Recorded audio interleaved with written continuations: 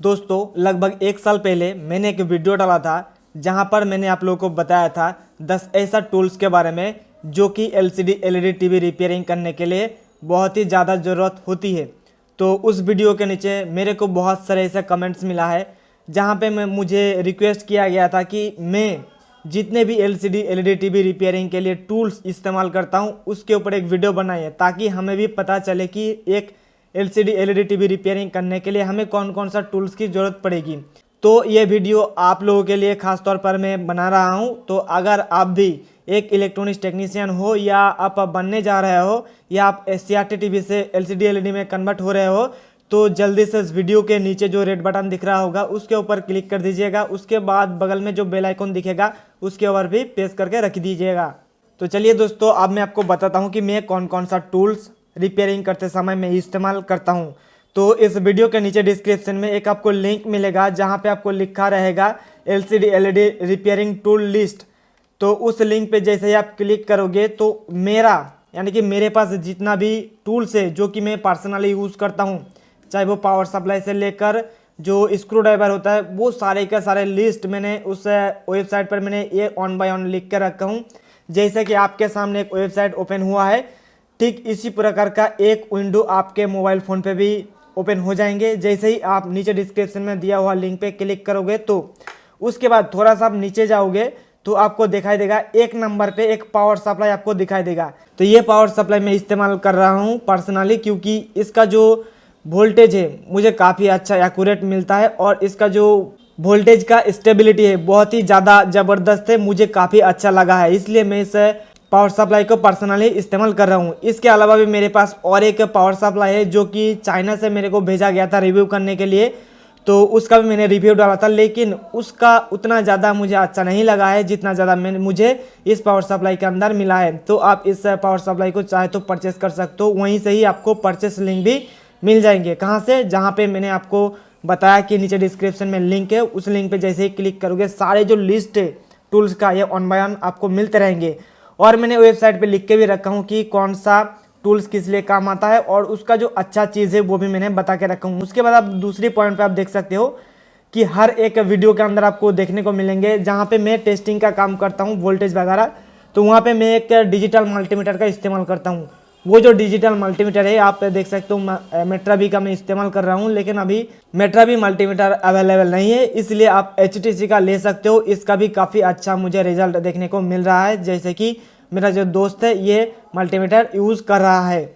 उसके बाद अगर तीसरी टूल्स की अगर बात करें तो आप यहाँ पे देख सकते हो फ्लूक का 106 मल्टीमीटर। ये मल्टीमीटर काफ़ी अच्छा है, आप इतना छोटा सा मल्टीमीटर है, आप जेब में एक मोबाइल की तरह आप लेके घूम सकते हो, इतना छोटा ये मल्टीमीटर है। और इस मल्टीमीटर के जरिए बहुत सारी चीज़ मेजरमेंट कर सकते हो। आप यहाँ पे देख सकते हो मैंने लिख कर रखा हूँ कि यहाँ पे 4 डिजिट का आपको नंबर देखने को मिलेंगे। आप मैक्सिमम 600 वोल्टेज एसी और डीसी कोई भी आप वोल्टेज मेजर कर सकते हो। अगर करंट की बात करें तो 10 एम्पियर तक एसी और डीसी करंट मेजर कर सकते हो इस फ्लूक मल्टीमीटर के ज़रिए।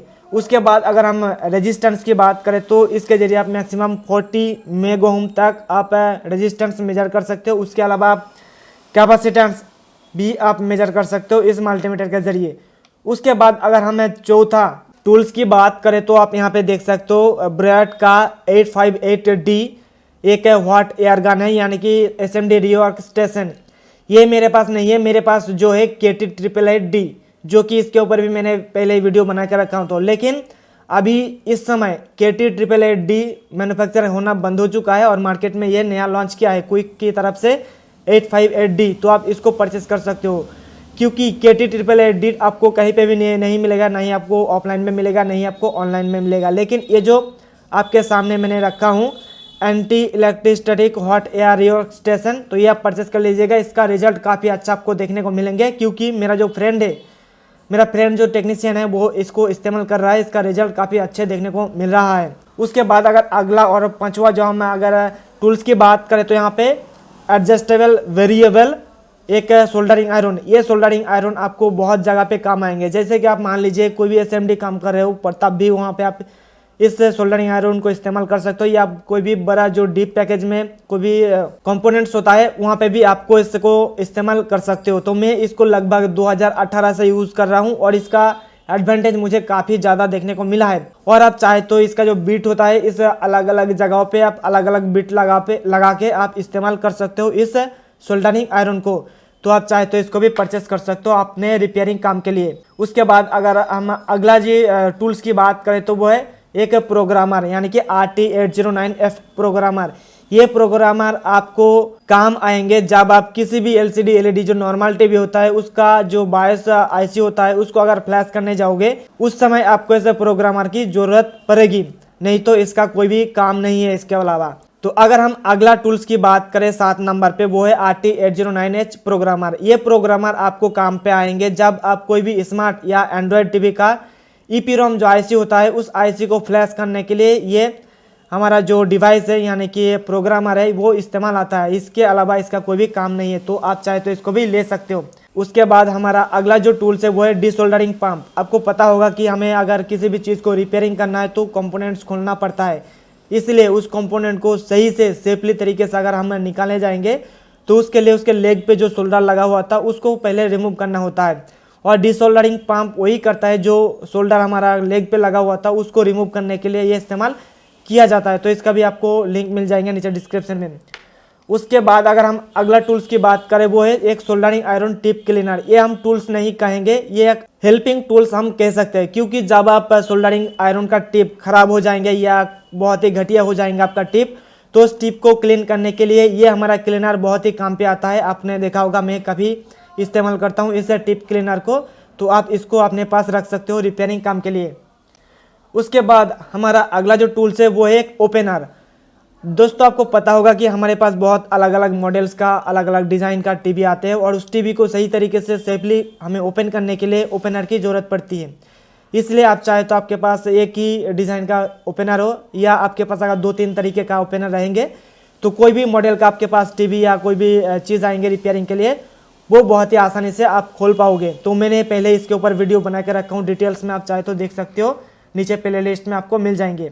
उसके बाद हमारा अगला जो टूल्स है वो है वायर कटर। तो मैं लगभग 2 प्रकार के एक वायर कटर में इस्तेमाल करता हूँ। एक तो हमारा डायगोनल नीपर वायर कटर और एक मल्टी वायर स्टीपर कटर।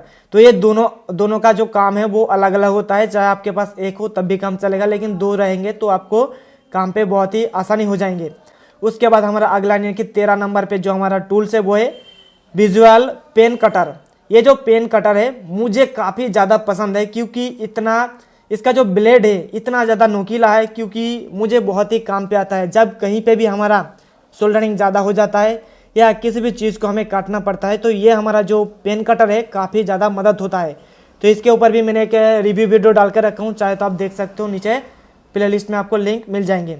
उसके बाद हमारा अगला यानी कि 14 नंबर पे जो टूल्स है वो है 2-in-1 स्क्रू ड्राइवर।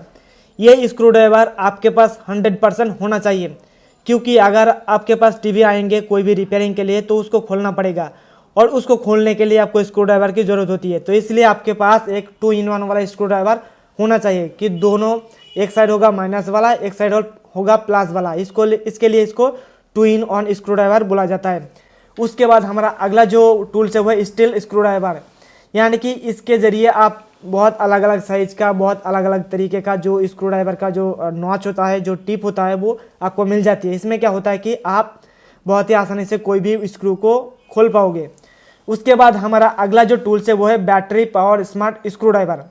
अगर आपके पास बहुत सारे स्मार्ट टीवी या कोई भी टीवी रिपेयरिंग करने के लिए आते हैं, उसके लिए अगर आपके समय नहीं है स्क्रू को एक एक करके खोलना, तो मार्केट में अभी मशीन मिलता है जो कि आपका बैटरी चार्जेस वाला, यानी कि आपको कोई भी वायर लगाने की ज़रूरत नहीं पड़ेगी। आपको सिंपल से उसका बैटरी को चार्ज करना होगा, उसके बाद आपको बीट लगाना पड़ता है आपको आपके नाट के या स्क्रू के हिसाब से। उसके बाद आपको बहुत ही आसानी से, बहुत ही तेज़ी के साथ अपना जो स्क्रू है खोल पाओगे इस battery power smart screw driver के ज़रिए। उसके बाद अगर हम अगला टूल्स की बात करें जो कि 18 नंबर पे, वो है इलेक्ट्रिक ब्लोअर। ये क्या करेगा, अगर आपके पास कोई भी टीवी रिपेयरिंग करने के लिए आएंगे तो उसके अंदर बहुत सारा डस्ट जमा होता है, चाहे वो पीसीबी के ऊपर हो या चेसिस के ऊपर हो, तो वो उस डस्ट को क्लीन करने के लिए ये हमारा एयर ब्लोअर इस्तेमाल किया जाता है। उसके बाद हमारा अगला जो टूल्स है वो है एलईडी बैकलाइट टेस्टर। ये तो आपके पास होना ही चाहिए अगर आप एक एलसीडी एलईडी टीवी टेक्नीशियन हो। तो इसका काम क्या है कि जब आपके पास कोई भी टीवी रिपेयरिंग करने के लिए आते हैं, उसका डिस्प्ले पे पिक्चर बनता है, लेकिन उसके पीछे जो बैकलाइट जलता है उस बैकलाइट को टेस्ट करने के लिए आपको स्मार्ट बैकलाइट टेस्टर की ज़रूरत पड़ती है। तो आपके पास ये भी होना चाहिए। उसके बाद हमारा अगला जो टूल्स है यानी कि एक ग्लू गन, 20 नंबर पे है ग्लू गन। ये कहाँ कहाँ पे काम आता है, जब आप किसी भी टीवी के अंदर यूनिवर्सल स्मार्ट बोर्ड या यूनिवर्सल नॉर्मल जो हमारा बोर्ड होता है उसको इंस्टॉल करोगे तो कहीं कहीं बार हमें क्या करना पड़ता है, उसका जो पीसीबी होता है वहाँ पे हमें नट को यानी कि स्क्रू लगाने के लिए जगह नहीं होता है। उस समय हम ग्लू गन के ज़रिए जो ग्लू निकलता है उसके जरिए हम चिपका देता है, जिसके बाद हमारा टीवी है सही तरीके से काम करता है। उसके बाद हमारा अगला जो टूल्स है यानी कि 21 नंबर पे जो टूल्स है वो हमारा इलेक्ट्रिक डिसोल्डरिंग पंप। ये पंप बहुत ही काम आता है जब आप किसी भी डीप पैकेज का कंपोनेंट्स को सर्किट से निकालोगे, उस टाइम उस सर्किट से जो सोल्डर लगा होता है लेग्स पे उसको रिमूव करने के लिए ये हमारा इलेक्ट्रिक डिसोल्डरिंग पंप की ज़रूरत पड़ती है। तो आप ये भी ले सकते हो। तो दोस्तों आज की इस वीडियो में आपको बताया था जो मैंने मेन टूल्स को इस्तेमाल करता हूँ एलसीडी एलईडी टीवी रिपेयरिंग के लिए, उसका सारा जो लिस्ट है वो आपको नीचे डिस्क्रिप्शन में जो लिंक पहले नंबर पे जो लिंक दिया हुआ है इस लिंक पे क्लिक कीजिए। आपको ऑन बाय ऑन सभी टूल्स का लिस्ट आपको मिल जाएंगे। उसके साथ ही साथ आपको इसका खरीदने का लिंक भी आपको मिल जाएंगे, आप डायरेक्टली वहाँ से जाके परचेस कर पाओगे। सबसे पहले आपको ये देखना होगा कि जो चीज़ आप खरीदना चाहते हो आपके लोकल मार्केट में अगर अवेलेबल हो जाएंगे तो आप जाके पहले लोकल मार्केट से खरीद लीजिएगा, क्योंकि लोकल मार्केट में इसका प्राइस कम होता है। या आपको अगर लोकल मार्केट के अंदर ये सारे टूल्स नहीं मिल रहा है तो आप ऑनलाइन भी परचेस कर सकते हो। उसका भी जो सभी जो लिंक है मैंने वेबसाइट पे डाल के रखा हूँ। आई थिंक ऐसा आपको पता चल गया होगा कि मैं अपने पर्सनली कौन कौन सा टूल्स को इस्तेमाल करता हूँ एलसीडी एलईडी टीवी रिपेयरिंग के लिए। तो जल्दी से इस वीडियो को धड़ाधड़ शेयर कीजिए अपने सारे टेक्नीशियन दोस्तों के साथ, और जो भी टेक्नीशियन बनना चाहते हैं एलसीडी एलईडी टीवी का उनके साथ भी धड़ाधड़ शेयर कीजिए, ताकि उन लोगों को भी पता चले कि एलसीडी एलईडी टीवी रिपेयरिंग करने के लिए आपको कौन कौन सा टूल्स की जरूरत पड़ेगी। आज जल्दी से इस वीडियो को लाइक कर दीजिए और हमारे इस चैनल को सब्सक्राइब करके जुड़े रहिए इस तरीके का और भी वीडियोस देखने के लिए। थैंक यू गाइस, हम फिर मिलेंगे नेक्स्ट वीडियो में।